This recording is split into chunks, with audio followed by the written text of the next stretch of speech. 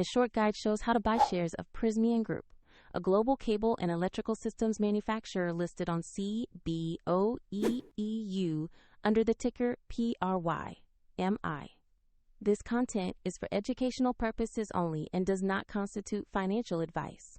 To buy shares, you need a broker, and I'll use eToro as the example platform. After registering, you will need to verify your account with an ID. You must also add funds to your account before you can place a purchase order.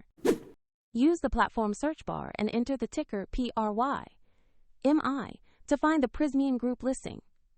Select the matching result to open the stock page. On the asset page, review the company overview, the price chart, and market details to confirm it is the correct Prysmian Group listing. Make sure the market reads CBOEEU and the ticker shows PRY.MI. To invest, click Invest or Buy, enter the amount you wish to allocate, and review the order details, including any fees, before confirming.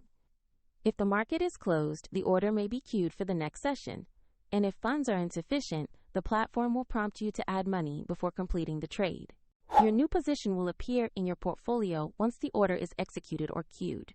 A link to eToro is provided in the description if you want to explore the platform further.